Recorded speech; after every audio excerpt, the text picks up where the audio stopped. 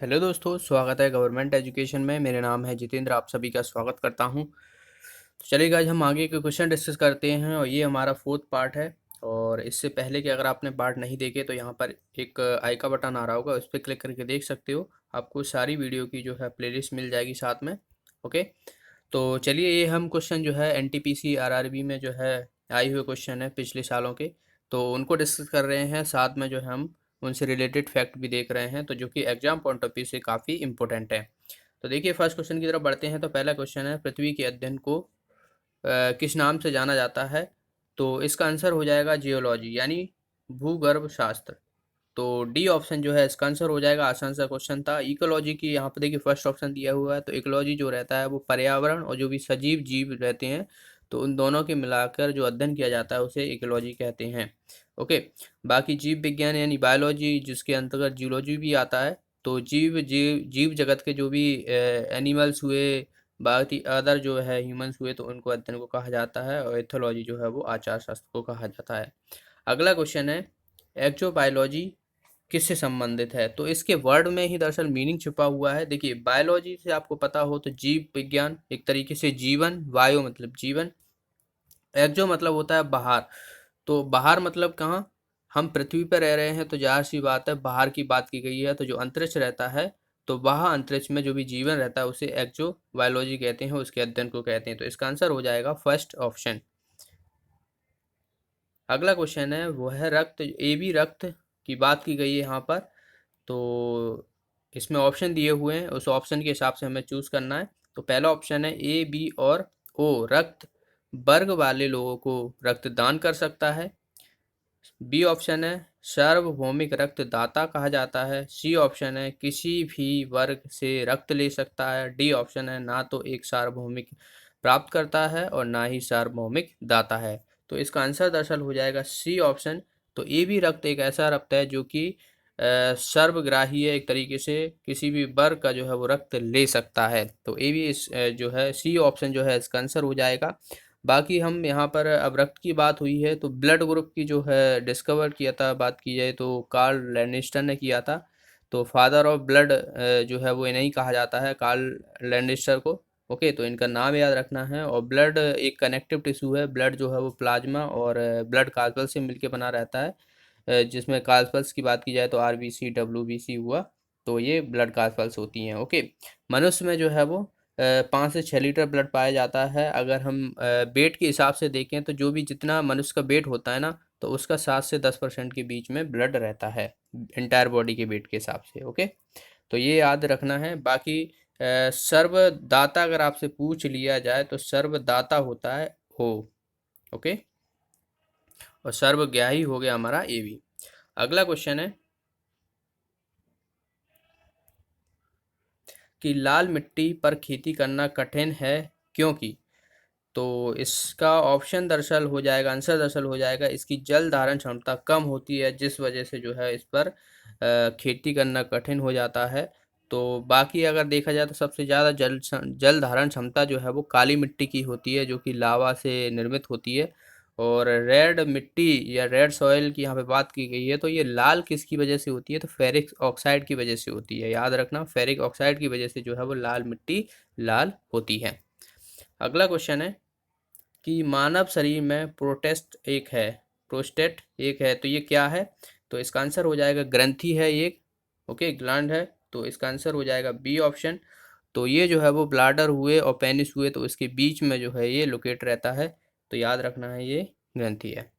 अगला क्वेश्चन है कि भ्रूण के मस्तिष्क को नुकसान पहुंचाने वाला जीका वायरस द्वारा वहन होता है। तो ये हमने हर शिफ्ट में देख लिए, यहाँ पर क्वेश्चन देखने को गया है। तो अभी आपको याद रखना है कि कोरोना वायरस बहुत ही जो है न्यूज में है, तो आपको वो भी याद रखना है। तो इसका आंसर दरअसल हो जाएगा मच्छर। मच्छर के द्वारा जो है जीका वायरस जो है वो फैलाता है। अगला क्वेश्चन है एक शाफ्ट की अपवर्तन गति को निर्धारित करने के लिए इस्तेमाल किया जाता है। शाफ्ट मतलब होता है ऐसे जो स्पीडो हमारा मीटर रहता है ना गाड़ी में, तो जो एक ये इस तरीके से डंडी रहती है, तो उसको इस तरीके से जो है वो मूव करना रहता है, कौन सी कितनी स्पीड पे जो है। तो उसी को जो है ये निर्धारित किया जाता है, और इसकी बात की गई है, तो इसका आंसर हो जाएगा टेकोमीटर, यानी बी ऑप्शन जो है इसका आंसर हो जाएगा। तो इसके द्वारा जो भी मेजर रहता है, रोटेशन का मेजर रहता है, स्पीड रोटेशन का मेजर करते हैं तो इसी के द्वारा किया जाता है। शाफ्ट उसी को बोलते हैं, डिस्क हुआ तो वो भी मोटर में, और शाफ्ट। ओके, बाकी यहाँ पर स्पीडों की बात की गई है, तो स्पीड जितनी भी व्हीकल होती है तो उसको मेजर करते हैं। एनीमोमीटर जो है वो हवा की स्पीड और डायरेक्शन को जो है वो मेजर किया जाता है इससे। क्रोनोमीटर जो रहता है वो टाइम से संबंधित है, क्रोनोलॉजी समझिए। ओके, तो उस हिसाब से अगला क्वेश्चन है, निम्नलिखित कथनों में से कौन सा सही है। ऑप्शन दिए हुए हैं, ग्लोबल वार्मिंग और जलवायु परिवर्तन दो अलग अलग मुद्दे हैं।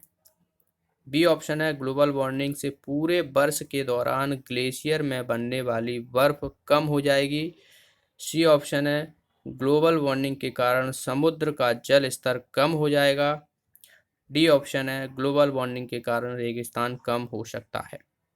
तो भाई इसका आंसर हो जाएगा बी ऑप्शन, जो कि सही है। ग्लोबल वार्मिंग पूरे वर्ष के दौरान जो ग्लेशियर पिघलती है उससे बर्फ का कम हो जाता है, तो ये आंसर हो जाएगा। बाकी और ऑप्शन तो बड़े जो है वो गलत ही हो जाएंगे, क्योंकि ग्लोबल वार्मिंग जलवायु दोनों जो है वो अलग अलग मुद्दे नहीं है, एक ही है एक तरीके से। तो बी ऑप्शन इसका आंसर हो जाएगा, और बर्फ पिघलेगी तो समुद्र जल का स्तर बढ़ जाएगा, ना कि कम होगा। अगला क्वेश्चन है, गैलन सामान्यतः इस्तेमाल किया जाता है, तो गैलन जो है वो किस में इस्तेमाल किया जाता है। तो गैलन जो है वो आयतन की माप में के रूप में हम जो इस्तेमाल करते हैं, किसमें, लीटर में। ओके, तो इसका आंसर हो जाएगा सी ऑप्शन, एक गैलन बराबर होता है हमारा 3.78 के करीबन लीटर। ओके, एक गैलन 3.78 लीटर होता है। अगला क्वेश्चन है, ब्लीचिंग पाउडर का सर्वाधिक सक्रिय घटक है। ऑप्शन है iodine, calcium hypochlorite, C option है नाइट्रिक एसिड, डी ऑप्शन है अमोनियम सल्फेट। तो इसका आंसर हो जाएगा कैल्शियम क्लोराइड, जो कि एक सक्रिय रूप है ब्लीचिंग पाउडर का, CaClO ट्वाइस। ओके, तो ये जो है इसका फॉर्मूला होता है, याद रखना है। बाकी अगर देखा जाए तो ब्लीचिंग पाउडर, तो कैल्शियम हाइपोक्लोराइड का जो है हम किस में यूज करते हैं, तो ड्रिंकिंग वाटर रहता है तो उसको सफाई में जो है हम यूज कर लेते हैं। स्विमिंग पूल हुआ तो उसमें जो पानी रहता है तो उसको भी साफ करने में यूज किया जाता है कैल्शियम हाइपोक्लोराइड का। ओके, अगला क्वेश्चन है यहाँ पर, जब कोई व्यक्ति केवल नज़दीक होने वाली वस्तुओं को ही देख पाए तो इस स्थिति को क्या कहते हैं। तो मैंने पिछले वीडियो में बताया था कि जब हमें कोई वस्तु नज़दीक दिखाई दे रही है लेकिन दूर की दिखाई नहीं दे रही है तो उसे हम निकट दृष्टि बोलते हैं, यानी मायोपिया बोलते हैं। तो सी ऑप्शन इसका आंसर हो जाएगा। अगर किसी व्यक्ति को मायोपिया है तो उसको सही करने के लिए हम कौन सा लेंस का यूज करते हैं, याद रखना है, कॉनकेव लेंस का यूज करते हैं, अवतल दर्पण का यूज करते हैं। ओके, डाइवर्जिंग लेंस का यूज करते हैं। तो आपको कई तरह से ऑप्शन दिए जा सकते हैं, कॉनकेव लेंस, अवतल, डाइवर्जिंग। ओके, तो इसमें क्या होता है कि जो आँख रहती है, तो जो आँख के लेंस से जो रहती है उसकी फोकल लेंथ जो है वो कम हो जाती है, जिस वजह से जो है हमें दूर की जो है वो चीज़ें नहीं दिखाई देती हैं। वहीं अगर देखा जाए, एक और पूछ लिया जाता है, हाइपर मायोपिया या हाइपर मेट्रोपिया, दोनों ही एक ही बीमारी हैं। तो इसमें जो है वो क्या होता है कि दूर की दिखाई देती हैं लेकिन पास की दिखाई नहीं देती हैं, तो इसमें कॉन्वेक्स लेंस का यूज करते हैं। और लेंस की अगर आपसे पावर पूछ लिया है कि किस में मेजर करते हैं, तो डायोप्टर में मेजर करते हैं। पावर बराबर होता है 1/f, एफ जो रहता है ये फोकल लेंथ रहती है। ओके, याद रखना है। एक और होती है जरा दृष्टि दोष, तो इसमें कौन सा लेंस यूज करते हैं, जो वाई फोकल लेंथ रहता है तो उसका यूज करते हैं जरा दृष्टि दोष में। अगला क्वेश्चन है कि एसी को डीसी में बदलता है, तो आसान सा क्वेश्चन है, रेक्टिफायर जो रहता है वो एसी को डीसी में बदलता है, तो इसका आंसर हो जाएगा बी ऑप्शन। नेक्स्ट क्वेश्चन है, निम्न में से भिन्न करें, तो NaCl, Na2CO3 और H2O और He। तो बाकी अगर आप देखोगे ऊपर के थर्ड जो है एलिमेंट जो है वो दो एलिमेंट से मिलकर बने हों, और हीलियम जो है वो सिंगल है। तो भाई हेलोजन गैस के रूप में जो है जाना जाता है। हीलियम जो है वो हम जो गुब्बारे होते हैं वो उसमें भरने में यूज करते हैं, और हीलियम प्लस ऑक्सीजन जो है वो गोताखोर होते हैं जो समुद्र में डाइविंग करते हैं, उनके सिलेंडर में जो है वो हीलियम प्लस ऑक्सीजन का यूज किया जाता है। NaCl जो है वो साधारण नमक होता है। Na2CO3 सोडियम कार्बोनेट जो वॉशिंग सोडा होता है एक तरीके से, और H2O जल रहता है। अगला क्वेश्चन है यहाँ पर, जीवों और पर्यावरण के बीच की अनन्यों क्रियाओं के वैज्ञानिक विश्लेषण और अध्ययन को क्या कहा जाता है? तो अभी जस्ट मैंने बताया था कि जो जीव हुए और पर्यावरण हुआ तो उनको जो भी अध्ययन करना रहता है उसे हम कहते हैं इकोलॉजी यानी पारिस्थितिकी। तो ए ऑप्शन जो है इसका आंसर हो जाएगा। अगला क्वेश्चन है, निम्न में से कौन सा स्टेम सेल का एक प्रकार नहीं है? तो स्टेम सेल होते क्या हैं, सबसे पहले तो आपको ये पता होना चाहिए। तो स्टेम सेल दरअसल होते हैं, जो शरीर रहता है हमारा उसमें जो सेल प्रेजेंट रहते हैं, तो उसका क्या रहता है कि जो अंग रहते हैं सर किसी भी कोशिका का रूप में विकसित करने में जो है इसकी क्षमता रहती है, तो उसे स्टेम सेल कहते हैं। और किसी अन्य प्रकार की कोशिकाओं में भी बदला जा सकता है इसके थ्रू, तो उन्हें ही जो है स्टेम सेल कहते हैं। तो याद रखना है। तो फैट जो है इसका आंसर हो जाएगा। तो ये जो है वो एक जो है वो स्टेम सेल नहीं होता है। अगला क्वेश्चन है कि वैज्ञानिक नाम होमोसेपियन का अर्थ क्या है? तो वैज्ञानिक नाम जो है वो होमोसेपियन हमारा ही नाम है, दरअसल जो मनुष्य का नाम दिया गया है, जो कि सबसे पृथ्वी पर सबसे बुद्धिमान जीव है या आदमी कहा जाए, तो सी ऑप्शन जो है इसका आंसर हो जाएगा होमोसेपियन। ये साइंटिफिक नेम है, सीधे पूछ लिया जाता है। बाकी मैं कुछ और नाम बता देता हूँ, जैसे कैट का जो है वो साइंटिफिक नेम क्या रहता है? फेलिस डोमेस्टिका होता है। मैंगो का हुआ मैग्नीफायर इंडिका हुआ।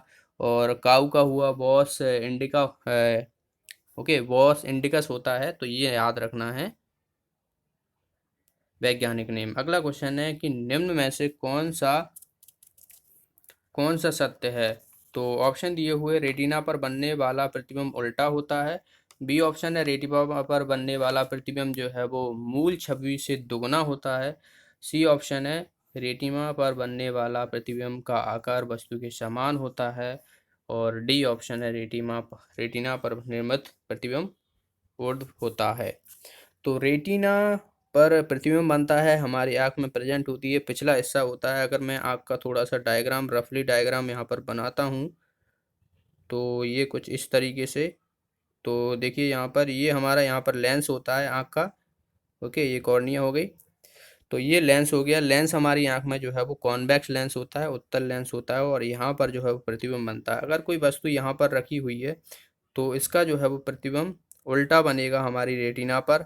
तो उल्टा रहता है। उसके बाद जो नर्व सेल रहते हैं वो ब्रेन में जाकर हमारे जो हम देखते हैं चीज़ें, तो वहाँ पर जो है वो सीधा बताता है। इसी वजह से हमें सीधी चीज़ें दिखाई देती हैं। तो रेटिना पर कैसा उल्टा प्रतिबिंब बनता है? तो फर्स्ट ऑप्शन जो है इसका आंसर हो जाएगा। ओके, याद रखना है। अगर आपसे और डिटेल में पूछ लिया है कि वास्तविक एवं उल्टा बनता है, ओके, वास्तविक के साथ उल्टा भी बनता है, तो यहाँ पर सिर्फ उल्टा दिया था, तो मैंने आपको बता दिया कि वास्तविक और उल्टा दोनों ही बनती है। और हमें कोई भी वस्तु देखनी है तो मिनिमम जो है वो 25 सेंटीमीटर दूरी जो है वो होनी चाहिए स्पष्ट दृष्टि के लिए। ओके, तो इतनी चीज़ें आपको याद रखना है इससे। अगला क्वेश्चन है कि रेडियम किस खनिज से प्राप्त होता है? तो रेडियम जो है वो पिच ब्लेंड से प्राप्त होता है। इसका आंसर हो जाएगा D option. Okay, radio activity chemical element होता है।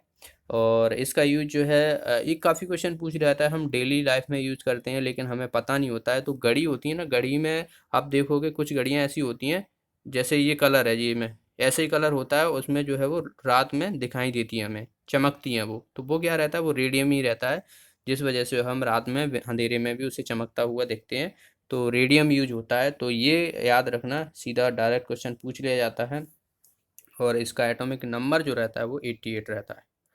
ओके, बाकी अगर देखा जाए तो यहाँ पर है हेमोटाइट है तो उसमें आयरन रहता है, लाइमस्टोन में कैल्शियम रहता है।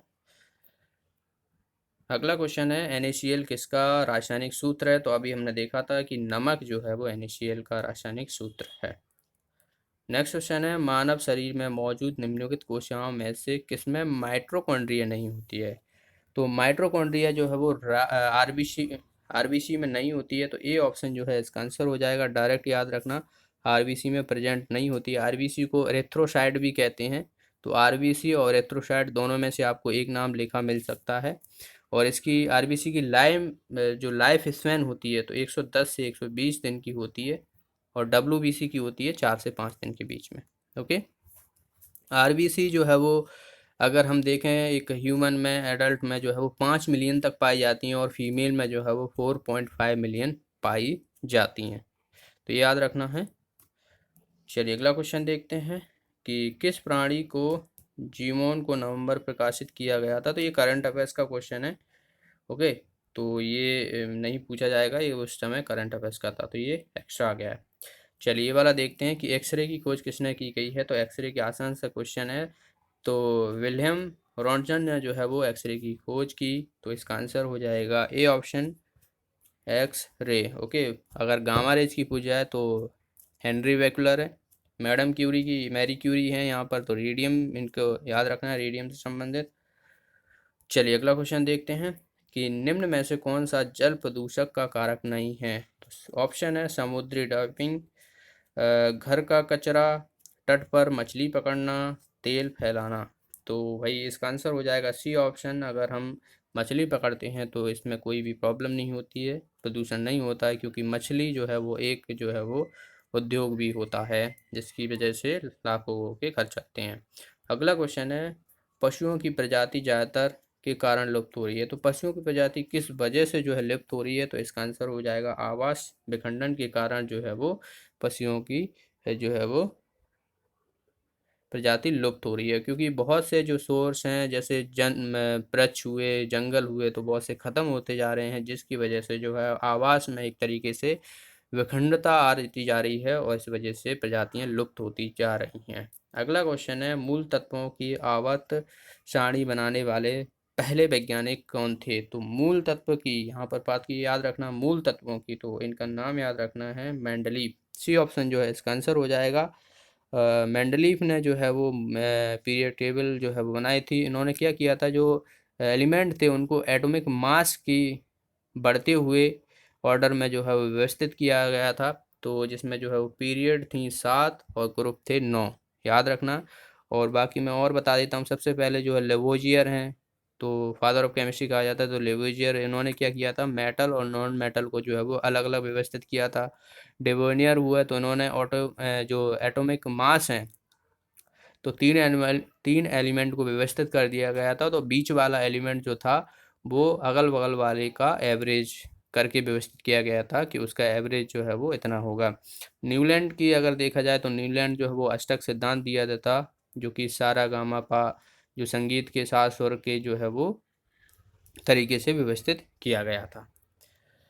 तो ये थे दोस्तों आज के क्वेश्चन। आज के इस वीडियो में इतना ही। आपको वीडियो अच्छा लगा तो वीडियो को लाइक और शेयर जरूर कर दिया करें, और जो भी साथी नए हैं चैनल को सब्सक्राइब कर लें, बेल आइकन पर जरूर प्रेस करें, जिसके माध्यम से आपको वीडियो का नोटिफिकेशन मिलता रहे और आप इन माध्यम से जुड़ सकते हो। लिंक आप सारे डिस्क्रिप्शन में मिल जाएंगे। तो मिलते हैं अगले वीडियो में। Thanks for watching the video. Have a nice day.